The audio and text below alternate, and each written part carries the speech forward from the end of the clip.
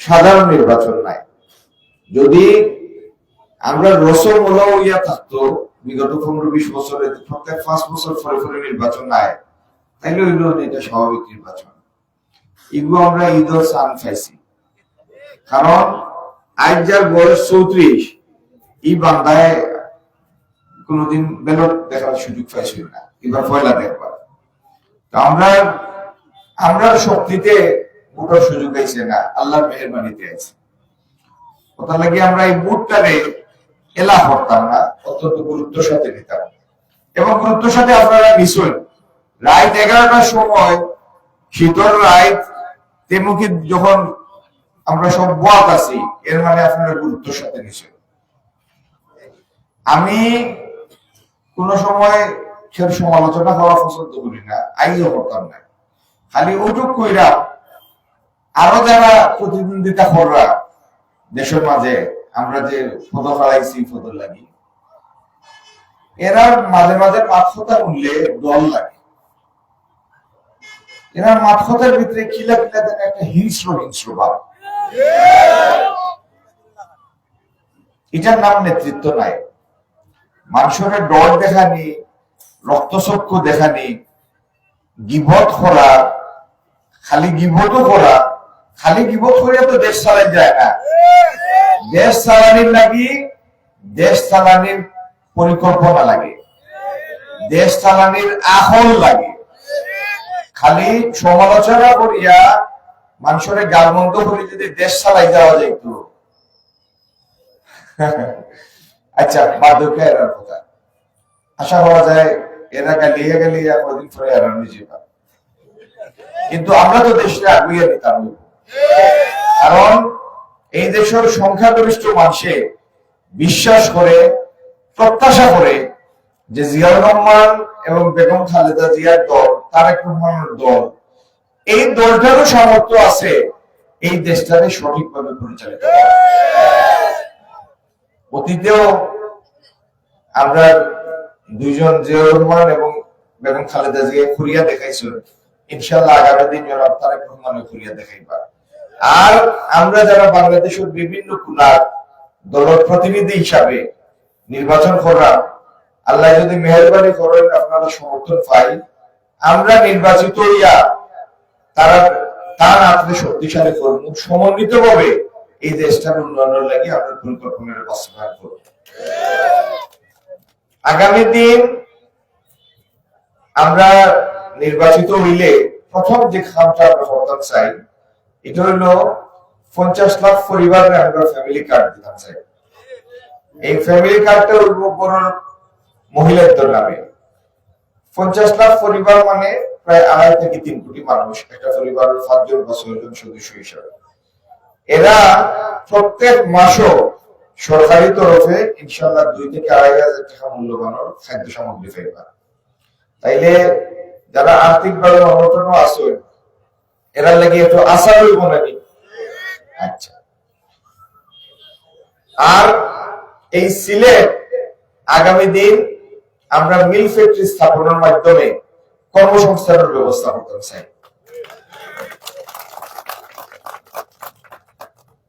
বাংলাদেশের বহু জায়গা, খুলনা, চিটাগাং, ঢাকা, নারায়ণগঞ্জ, গাজীপুর, এইসব অঞ্চলও মিল ফ্যাক্টরি আছে।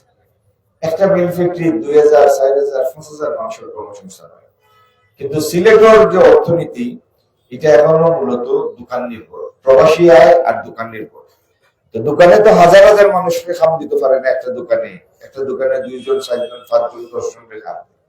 কিন্তু আমরা তো মানুষ অনেক, এই একটা প্রতিষ্ঠানে 2 জন, 4 জন, 5 জন দিয়া আমরা বড়াইতো নাই। আমরা দরকার বড় বড় প্রতিষ্ঠান, যেন একটা প্রতিষ্ঠানে হাজার হাজার মানুষ খাবো, ঠিক না নি?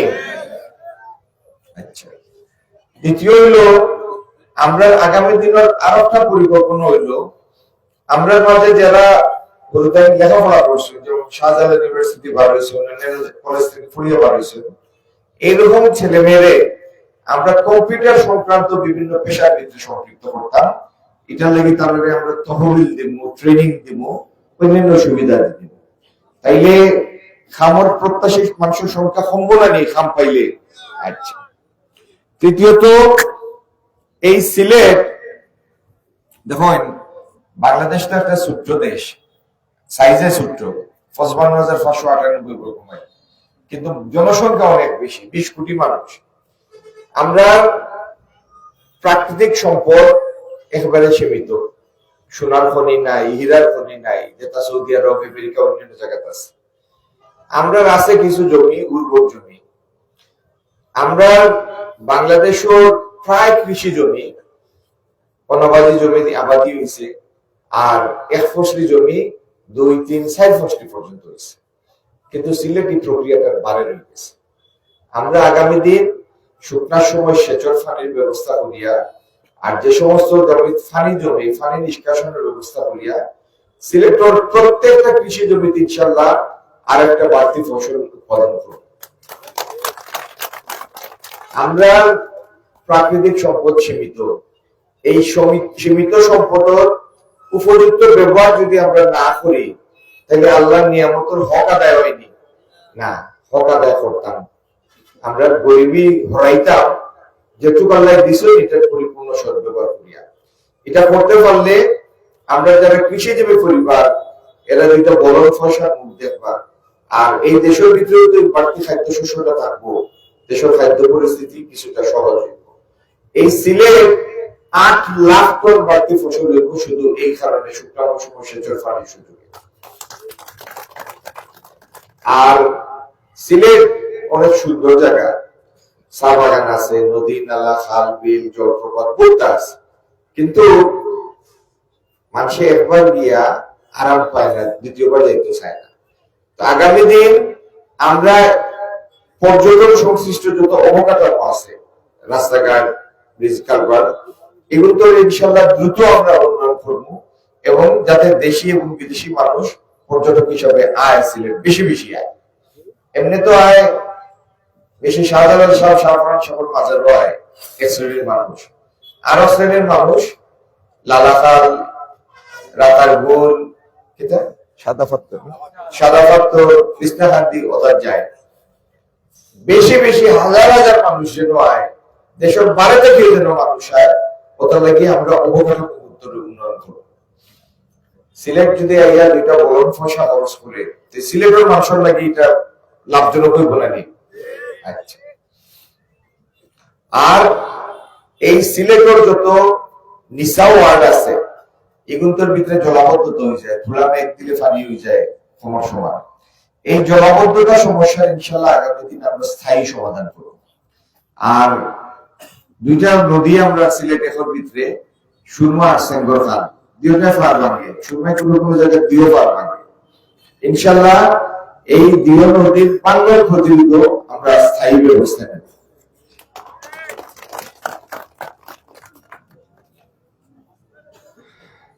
সরকারের বিভিন্ন ধরনের ভাতা দেয়, বয়স্ক ভাতা, বিধবা ভাতা, দুস্থ মহিলা ভাতা, এরকম গর্ভবতী মা ভাতা, এরকম মহিলা ভাতা, এরকম অনেকগুলি ভাতা দেয়, মাতৃকালীন ভাতা। কিন্তু এই ভাতার সিস্টেমের ভিতরে কিছু অনিয়ম আছে, দুর্নীতি আছে, যে কারণে অনেক সময় প্রকৃত হকদারের কিছু ফসে না। আর ভাতার লাগে যে রেজিস্ট্রেশন করা লাগে, এই পদ্ধতিটাও একটু গোলমালি পদ্ধতি। আগামী দিন আমরা ইনশাআল্লাহ এই ভাতার ব্যবস্থার ভিতরে থাকি অনিয়ম দুর্নীতি দূর করব, এবং ভাতার পরিমাণ বাড়াইবো, উপকারভোগীর সংখ্যা ইনশাআল্লাহ বাড়াইবো, যাতে প্রকৃত হকদাররা ভাতাটা পায়। আমার মা বোন হলের উদ্দেশ্যে কইরাম, আপনারা যারা ছোট ছোট বাচ্চাই আছেন, এই বাচ্চাই তো বাড়িয়ে ওঠার একটা বয়স থাকে। 18 বছর বয়স পর্যন্ত যদি এরা পুষ্টি চাহিদা ঠিক মতো যোগানো হয়, তাইলে এরা শারীরিক গঠনও ঠিক হইব, আহলও ঠিক মতো বাড়বে, ঠিক না? কিন্তু বাংলাদেশের লাখ লাখ পরিবারের এই সচেতনতাও নাই, সামর্থ্য নাই। কিন্তু লাখ লাখ পরিবারের যদি ঠিক মতো বাড়িয়ে না উঠে, তো দেশ তো আন্দায়। দেশের স্বার্থে, দেশের ভবিষ্যতের স্বার্থে আগামী দিন এই বাচ্চাদের পুষ্টি চাহিদা যোগানোর দায়িত্ব আমরা নিতাম চাই সরকারি ভাবে, এই চাহিদা আমরা যোগাই। আর আমরা মা বোন, আমরা আর্থিক অনটন তো সব জায়গাতে আছে, দেশটাও তো গরিব। আমার মা বোন হল আপনারা জানেন, আপনাদের মাঝে যারা টুকটাক আয় আছে, সংসারে এরা খবর একটু গরম থাকে, ঠিক না? আর আমরা দেখছি, আমরা স্টাডি করিয়া যে যেসব মহিলা কিছু আয় রোজগারে জড়িত, এর সন্তান লালন পালনের ক্ষেত্রে সচেতনতা বেশি থাকে। আমরা আগামী দিন চাইলেও আমরা প্রত্যেকটা পরিবারও দুটো বড় পয়সা হওয়া লাগি, আমরা আমরা মা বোন বিভিন্ন বৃত্তিমূলক প্রশিক্ষণ দিব, সেলাই প্রশিক্ষণ সহ বিভিন্ন ধরনের প্রশিক্ষণ, যাতে তারা টুকটাক আয় রোজগার করতে পারে। এতে সংসারের লাগি সুবিধা হইব নাকি বেজার মুখে হয়ে রাখবে, খুশি হয়ে। আর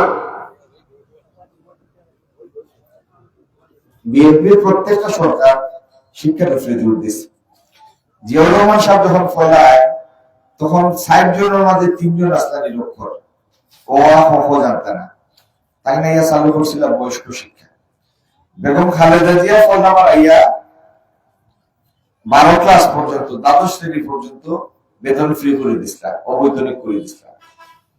এরপরেও বাড়াইয়া দেখলা, এরপরেও বুথ পরিবারে ফারানা বাচ্চা ধরে ফাটাইত, কারণ এই সমস্ত অভাবী পরিবারে বাচ্চাদের দিয়ে টুকটাক খাম না করলে সংসার চলে না। তখন তাই চালু করছিল শিক্ষার বিনিময়ে খাদ্য কর্মসূচি, মানে বাচ্চা স্কুলে গেলে উল্টা সরকারি তরফ থেকে কয়েক কেজি গম বা চাউল মাসেই পরিবারে পাইত, যাতে সবাই উৎসাহিত হয়ে বাচ্চাদের ফাটা দিবে। হাসিনা ভাই দিশটা বন্ধ করি। আমরা আবার এটা চালু করা যায় কিনা এটা পরীক্ষা নিরীক্ষা করে দেখবো, যদি আমরা দায়িত্ব পাই। আর আমরা নেতার একটা পরিকল্পনা হইল, তাই স্কুলের মাঝামাঝি সময় টিফিনের টাইমও সরকারি ভাবে একটা খাবার দিতে চাই বাচ্চাদের, যাতে বাচ্চাতে বড়া ফেটে পড়ে, বুকা ফেটে নেয়। ঠিক আছে। আর আমার মা বোন হল একটা সমাজের মর্যাদা নির্ভর করে যে এই সমাজের মেয়েরা কতটুকু নিরাপদ। আমরা আগামী দিন এমন সিলেট চাই যে সিলেট মেয়েরা সম্পূর্ণ নিরাপদ থাকবো, আত্মবিশ্বাস নিয়ে চলাফেরা করবে। এখন যখন আপনারা কুটুম হিসেবে বাড়িতে যায়, কোনো খামে বার হয়, ডাক্তারও যায়, অনেক সময় আওয়াজ যাওয়ার ফটো ইপটিজিং শিকারের নেনি।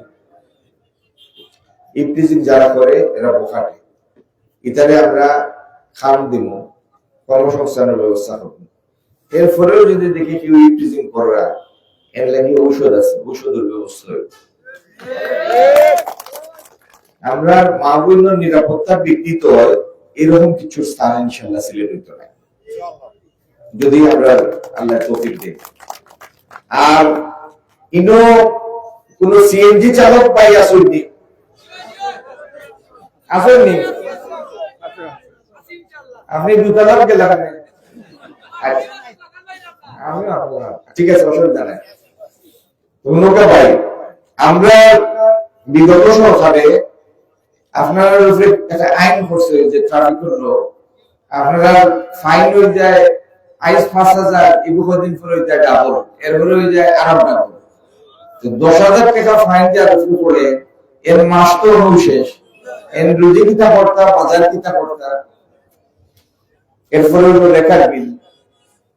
তো আমরা এমন রাষ্ট্র চাই, অবশ্যই আপনি আইন ভঙ্গ করলে আপনাদের আইন যাতে মানব এটার লাগি ব্যবস্থা দেওয়া হইতো, কিন্তু এর মানে নাই রাষ্ট্র আপনার উপরে জুলুম করত। আমরা আপনার সংশোধন চাই, আপনার ধ্বংস চাই না। ও কারণে আগামী দিন এই আইনটা আমরা সংশোধনের উদ্যোগ নেব, যাতে আমরা যদি ফাইন দাউজোর করি এই ফাইনটা সহনীয় হয়, জুলুম হয় না। আর আইজ কিছু সময় আগে আমি আগামী দিনের লাগি কিতাব পড়তাম চাইছিল, তো আমার সবাই বেলাদল লইয়া আমরা একটা ইশতেহার প্রকাশ করছি সিলেট এখন লাগে। ইনো আমরা সিলেটের যানজট নিরসনের লাগি হয়েছি কয়েকতলায় একটা পার্কিং আমরা করব। আমরা যেরকম আপনারা যত্র গাড়ি রাখার বিষয়টাও অনুমোদন দেই না, কিন্তু আপনারা জায়গা দিয়ে আমরা বলবো যে আপনার বহু জায়গার গাড়ি রাখুন। একইভাবে আপনারা কয়েকদিন আগে প্রশাসনে ব্যাটারি চালিত রিক্সা বন্ধ করছে, সিএনজি রুফে বিভিন্ন সময় জবরদস্তি করে, তখন এরা আইয়া আটফস আইয়া বলতে আমরা কোনো বিকল্প খাম দিন, খাম না দিলে আমরা চিন্তা করতাম। এই কথাটা আমারও কথা। আমরা যদি কোনো একটা কিছু বন্ধ করতে হয় তাইলে এটা মানবিক দিক বিবেচনা করিয়া তারপরে একটা সময় দিয়া বন্ধ করতে হবে, 1 নাম্বার। 2 নাম্বার হইল আমার বিকল্প খাম দিতে হইব। আমি যে সমাজের নেতৃত্ব দিতাম চাই, এই সমাজের এক বাইরে তো আমি হইতে পারতাম না যে খাই থেকে তোমার পেশা বন্ধ, ফটো থেকে তুমি তোমার মোবাইল চ্যানেলে উপাস করো, তোমার আর খাইয়া বাঁচার দরকার নাই, এটা হওয়া যাইব না। তাইলে আমরা মানবিক দায়িত্বশীল রাষ্ট্র চাই, যুবক রাষ্ট্র চাই না। একমতই আপনারা না দিব, মাঝে মাঝে কই যাবেন বুঝবো কিলা।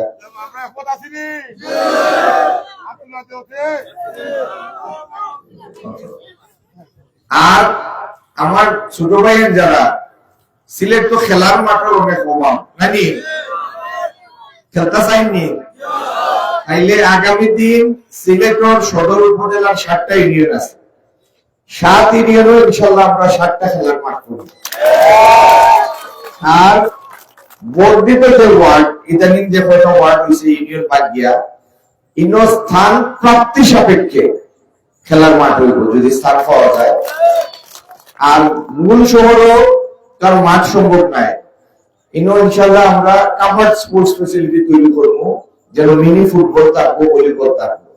আমরা চাই তরুণ বয়সের চাহিদা যেটা খেলাধুলা করিয়া আমরা ঘুরতেন বড়, যাতে এরা শরীর এবং মনের জোর থাকে, ঠিক না নি? মাঝে মাঝে বড় আইবা সন্ধ্যার সময় ওবাইদি চেঁচা থাকবো, ওবাইদি দুঃখ পাওয়া হলো আইবা, তাতে মানসিক ভাবে শক্তিশালী হইবা, শারীরিক ভাবে শক্তিশালী হইবা, আর নাইলে তো ফার্মার মুরগি হইবা সব, ঠিক না নি? আর 2 জিনিস আমরা বিদায় দিতাম সিলেট থেকে, একটা হলো 3 খেলা আর একটা হলো মাদক। সর্বশেষ বিএনপি সরকারের যে ধারাবাহিকতা আছে রাস্তাঘাট করার, ইনশাল্লাহ একই ধারাবাহিকতায় মাঝখানে যদিও একটু ব্রেক করছে ভিন্ন কারণে, ভিন্ন সরকারের সময়, আগামী দিন এই সিলেট সদরের প্রত্যেকটা রাস্তা আমরা সম্পূর্ণ করব। যেন ড্রেন দরকার ড্রেন হইব, যেন কালভার্ট দরকার কালভার্ট হইব, যেন পানির সমস্যা আছে পানির সমস্যার সমাধান হইব। আমরা চাই এমন একটা সিলেট যেটা দৃষ্টান্ত হিসেবে বাংলাদেশের মাঝে থাকবে, এবং এমন সিলেট যে সিলেট রাজনৈতিক পরিচয় ব্যবহার করিয়া কেউ কোনো চাঁদাবাদী সন্ত্রাসী করিয়া ফার পাইতা নাই।